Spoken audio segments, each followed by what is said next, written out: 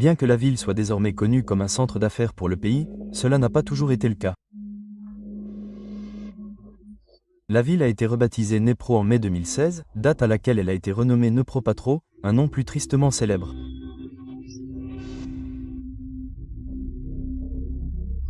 Le nom Dnepropetrovsk est devenu synonyme des événements sombres et sinistres qui se sont produits en 2007.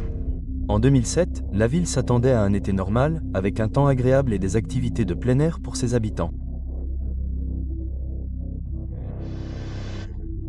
Mais tout cela allait prendre une tournure inattendue et choquante. Le 25 juin 2007, Yekaterina Ilchenko, 33 ans, rentrait chez elle à pied après avoir bu un thé relaxant chez un ami. Malheureusement, elle ne rentrerait jamais chez elle. Le lendemain matin, à 5 heures, sa mère a trouvé le corps d'Ilchenko dans la rue. Son visage était si violemment matraqué qu'elle était presque méconnaissable. L'attaque semblait complètement fortuite, car rien chez Ilchenko ne laissait présager un motif possible de sa mort. Moins d'une heure après l'attaque d'Ilchenko, une autre victime, Roman Teraovitch, était retrouvée morte sur un banc de l'autre côté de la ville. Le corps fut découvert en face du bureau du procureur local, comme pour montrer que le tueur n'avait pas peur d'être arrêté. Tatarovitch fut tué par un objet contondant similaire à celui d'Ilchenko et, en raison du traumatisme crânien, il était presque méconnaissable pour les enquêteurs. En quelques heures seulement, la ville de Dnepropetrovsk était confrontée à un tueur en série brutal qui semblait n'avoir aucun respect pour la vie humaine. Pendant quelques jours après les deux meurtres brutaux, le calme revint dans la ville. Mais ce n'était que le calme avant la tempête. Le 1er juillet, deux autres victimes furent retrouvées dans la ville voisine de Nova Moscow. Ces victimes étaient Nikolai Serch et Yevgenia Grachenko, qui ont également été violemment battus à mort dans des circonstances similaires à celles d'Ilchenko et de Tatarovitch. En raison de la brutalité similaire, on a pensé que tous les quatre avaient été tués par la même personne. 5 jours plus tard, le 6 juillet, 3 autres victimes ont également été retrouvées. La première découverte était Igor Nekala, un jeune homme rentrant chez lui après une soirée en boîte de nuit locale lorsqu'il a été brutalement agressé et matraqué. C'est la mère d'Igor qui a eu la déchirante expérience de trouver son fils mort dans la rue devant leur immeuble le lendemain matin. La mort suivante était celle d'Elina Shram.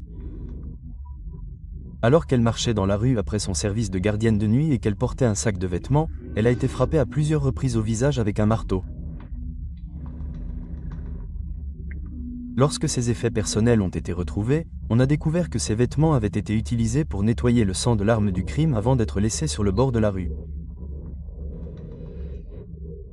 Sa mort a clairement montré que le meurtrier n'était pas intéressé à voler ses victimes et ne le faisait que pour le plaisir.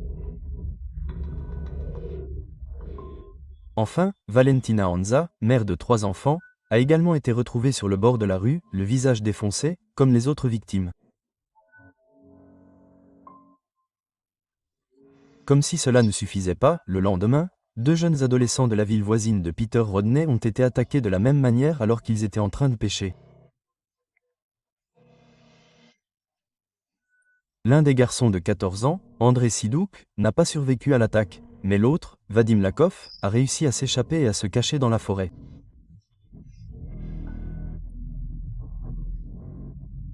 Le garçon a signalé l'agression, mais les forces de l'ordre n'ont pas pu faire grand-chose car elles n'avaient aucune description de l'agresseur et ne comprenaient pas le mobile qui semblait être à l'origine de cette série de morts horribles et horribles. Plus tard, le 12 juillet, un événement a choqué l'Ukraine et le reste du monde. Sergei Edenko est parti seul en voyage à moto. Il avait récemment été contraint de prendre une retraite anticipée en raison d'un diagnostic de cancer de la gorge. En raison du traitement de son cancer, Sergei avait du mal à parler, mais il commençait tout juste à recouvrer sa voix. Il a disparu peu après avoir commencé son voyage à moto. Lorsque les équipes de recherche se sont lancées à sa recherche, les autorités ont découvert un spectacle sinistre. Même après que son corps ait été laissé à pourrir dans la chaleur estivale pendant 4 jours, il y avait encore des preuves évidentes d'une attaque sauvage sur ses restes.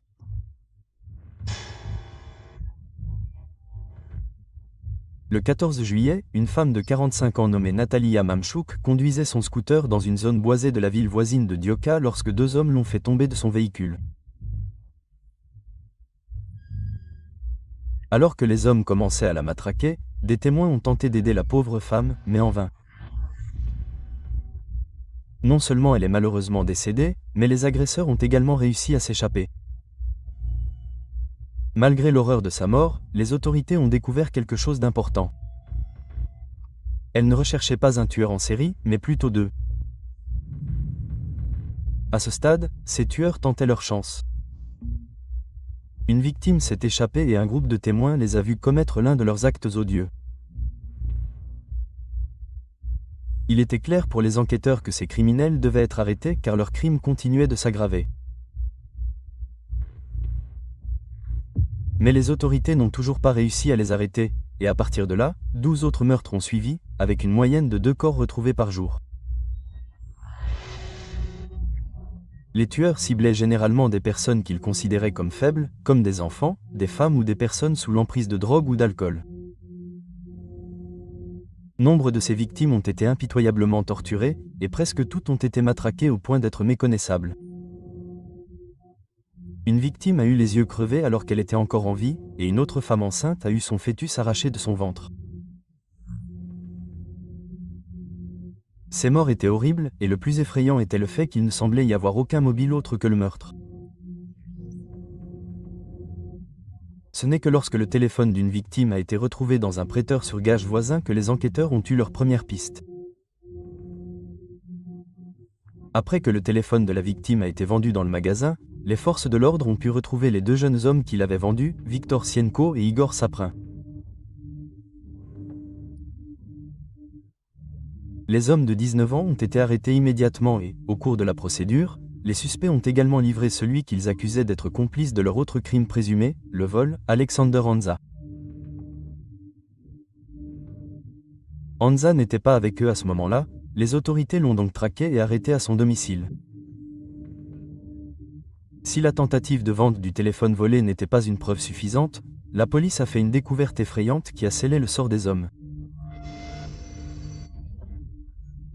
Les 3 hommes avaient enregistré des vidéos de presque toutes les attaques, montrant la brutalité absolue qu'ils infligeaient à leurs victimes.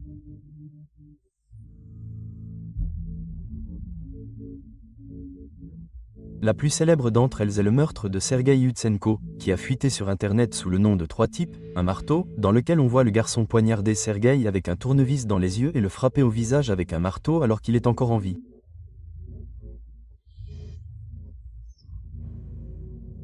Les vidéos récupérées ont également montré que les garçons avaient assisté à certaines des funérailles de leurs victimes. Dans les images, on peut les voir renverser les cercueils dans les tombes. En 2 mois, Sienko et Sopranouk ont tué 21 personnes. Selon l'une des petites amies des suspects, ils avaient prévu de tuer 40 personnes au total et de réaliser 40 vidéos de ces meurtres. Lors du procès, il a été avancé que leur mobile dans cette tuerie horrible était une affirmation de soi morbide, car ils ne s'intéressaient ni aux gens ni aux normes morales.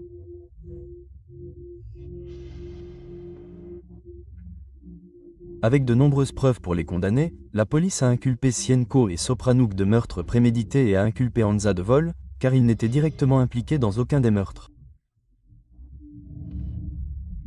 Sienko et Sopranouk ont été reconnus coupables et condamnés à la prison à vie, tandis que Hanza a été condamné à 9 ans pour ses accusations de vol.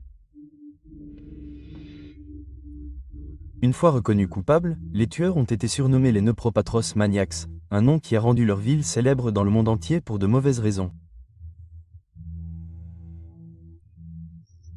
Bien que leurs crimes ne puissent être qualifiés que de monstrueux, ces 3 jeunes hommes n'ont pas grandi dans un environnement instable comme on pourrait s'y attendre. Tous 3 ont grandi dans des familles riches et influentes, ce qui donnait l'impression qu'ils étaient destinés à un avenir brillant. Les 3 hommes se sont rencontrés à l'école, où ils ont développé une étrange obsession, surmonter leurs propres peurs. Les garçons ont passé du temps à lutter contre leur phobie en faisant des choses comme se suspendre au balcon du 14e étage pour combattre la peur du vide. On ignore encore où ces jeunes hommes ont fait fausse route et pourquoi ils ont décidé de prendre cette voie sombre. À ce jour, Hansa a été libéré de prison après avoir purgé sa peine de 9 ans. Tandis que Sienko et Soprenuk sont toujours en prison, espérons-le pour le restant de leurs jours. Bien que cette histoire soit effrayante, il est réconfortant de savoir que ces criminels ont été arrêtés et ne pourront plus jamais commettre d'actes odieux.